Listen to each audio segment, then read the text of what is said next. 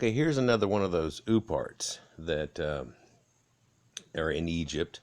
I think we're in the hundreds of them now, different types and forms, from things that look like dual grafted concrete work to bored holes to smooth surfaces to just the fact of moving some of these incredible stones that are, reaching up in the ranges of tens of tons. In other words, 10, 12, 14, 16, 22 tons, 24 tons.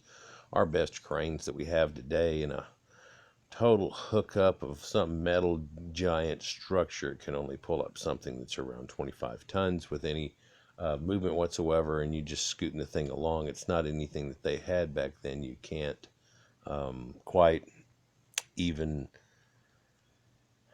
compare the two ideals on what they did. Even if they used A-frames, winches, and all kinds of things, they did not have a block and tackle situation to cut down resistance and add force that we've ever found. Although there's a lot of cog and wheels and things like that I've shown you before.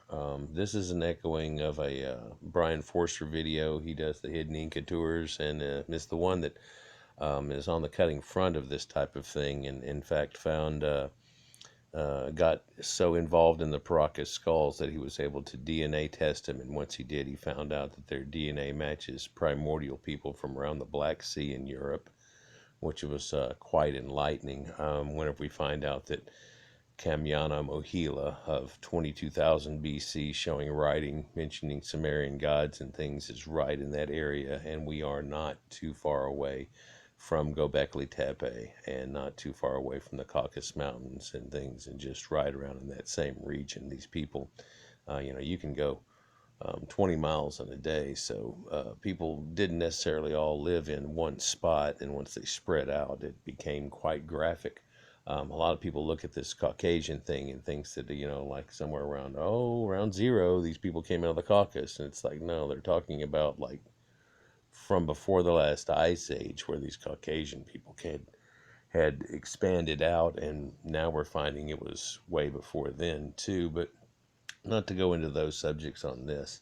If you get a chance, though, to go to a Hidden Inca tour, it'd be very enlightening, especially if you're into this aspect of ancient archaeology and things. So let's go ahead and look at this. This is in the Cairo Museum itself. It's there right on exhibit for everyone to see. And so you can see, I want to point out things that, like, this is made out of that pink granite that they have that's been taken from, I believe, Aswan.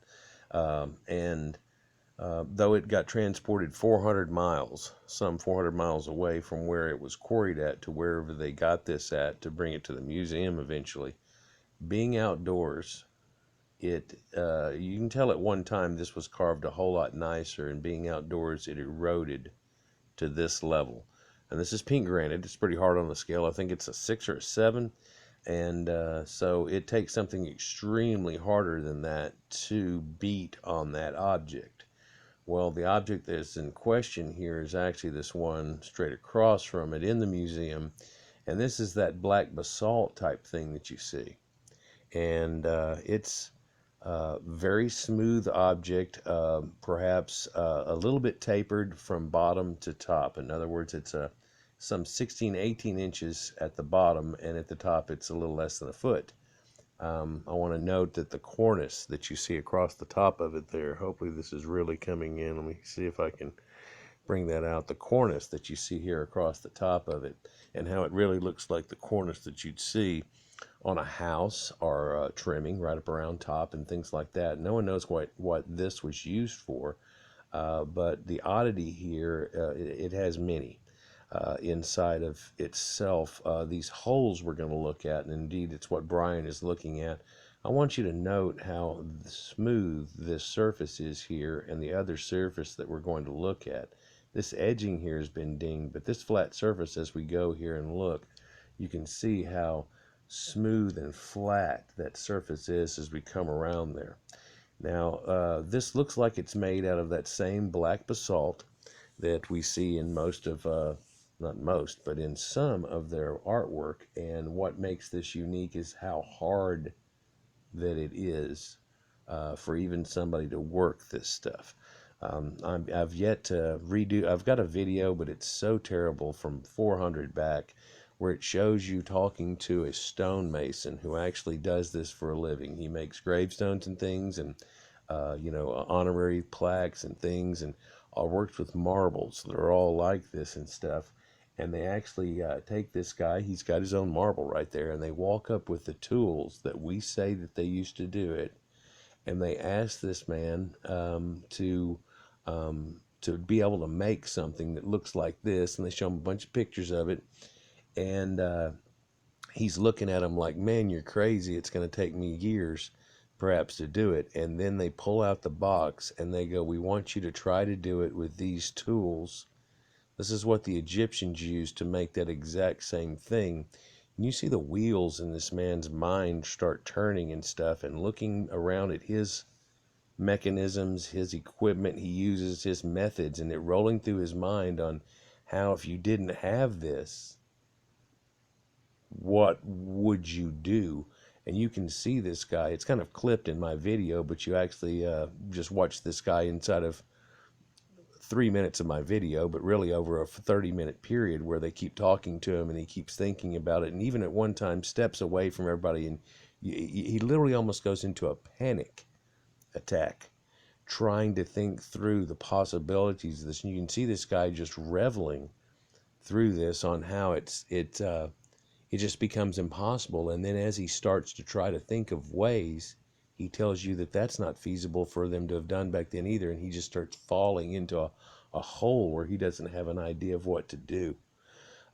He keeps looking at the tools and stuff and just thinking through it, and it just becomes a zilch possibility. And they said, yeah, and they did it apparently out of raw chunks. Even though we see all these cut marks, they don't want to hip up to the cut marks. It could have been done through a sand rope, or it could have been done through some sawing mechanism. So you're going to have to start with a raw chunk and beat it down to this point with the balls and all this type stuff. And the guy just literally has a panic attack. Anyhow, one thing to note on this is that this man here has a little twid on his forehead, or almost a horn sticking out of his forehead, but it looks like hair. You get up close to it, and it looks like it's supposed to have been some type of little front banten work or bang that the man had, and yet he's right at bald. And if you look, they made him not bald, it's just shaved, so he's got this little 1 millimeter high hair. In his hands is something that's not finished, and you never know if this is in purpose or not, because I mean, was it finished or what? Because it looks unfinished. It looks like it's just glowing there and it's about half made. Or was that the artistic impression or idea? Indeed, this whole body right here doesn't look like a normal Egyptian. Even though they're kicking his chest sideways and trying to do the thing that they do, his arm pinches so badly right here.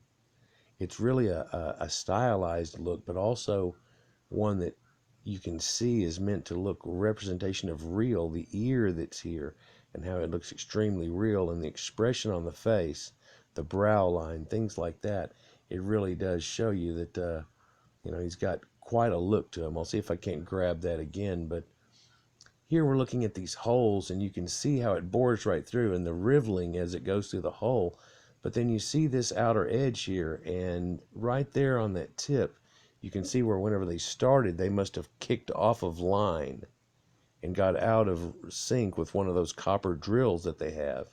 And on the other side of it here, there's the hieroglyphics, which are done kind of in a dual status, but look at the edging around this and that hole also. Now again, I can't catch a good picture of that guy. Let's see if we can do it again when it comes back around. But looking at the edge of this, look at the mirror finish on this and how smooth that is,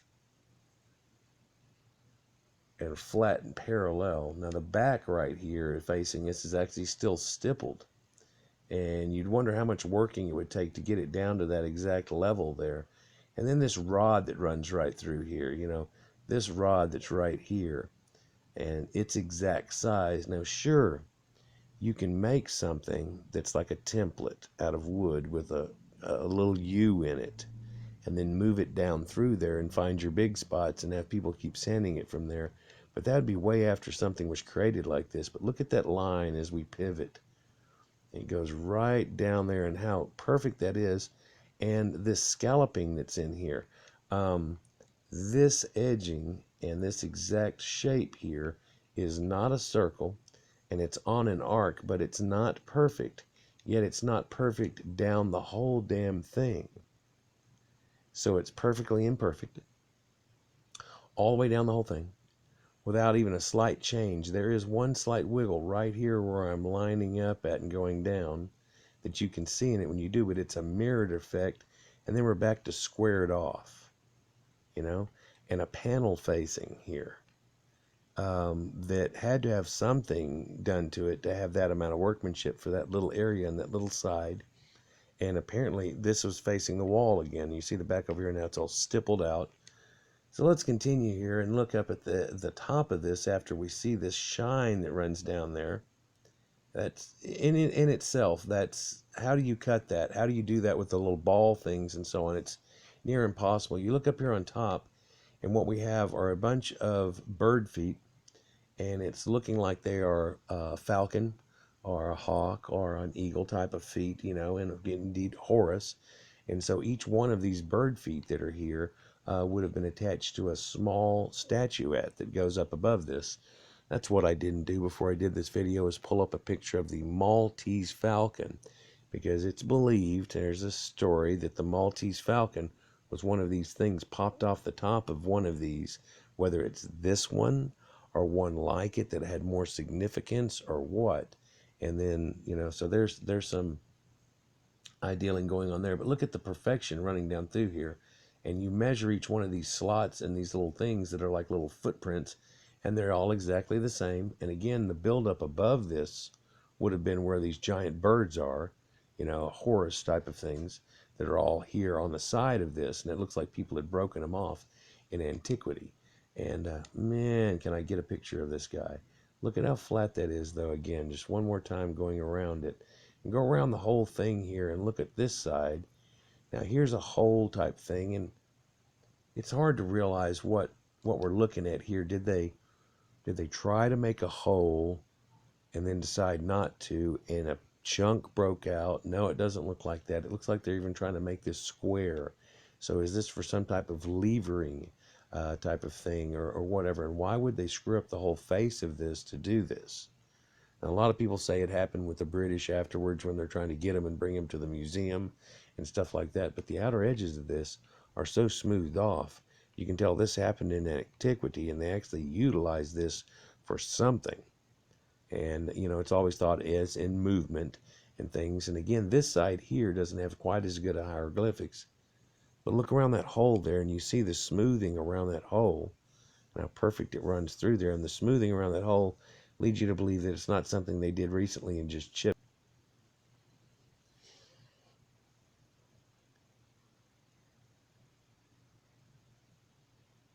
So the way these look here with this edging around there, you can tell that's much more smooth than it was a recent thing. That's not a recent thing.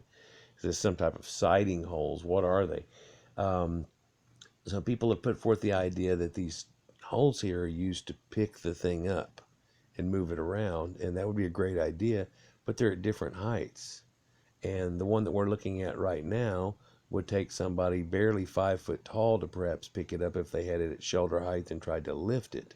So if you were like 5'2" to 5'4", you could get up under it. The other one would be closer to 6 foot tall to get it under your shoulder. You're not going to be able to bench press and hold it up that weight. You'd have to carry it off your shoulders or something. Doesn't make any sense that they would even be used for something like that. It just doesn't fit a normal model of what you would think this was from. And the hieroglyphics here too, what's weird about these is that they are two different depths that go through here, and but they're all exacting on those two different depths. But if you look at them, they're kind of smoothed off. Some have been rubbed a little bit, and they would have never made hieroglyphics that were incomplete over here at the side or just got thin for any reason. They wouldn't do that. So this shows you that this has been here for a long, long time. And indeed, I think it's repurposed somewhat. I think this was a piece from antiquity that had been done by the master masons that they had earlier on, and then later perhaps done and figured out more. I'm not sure if the hieroglyphics were all on there or not.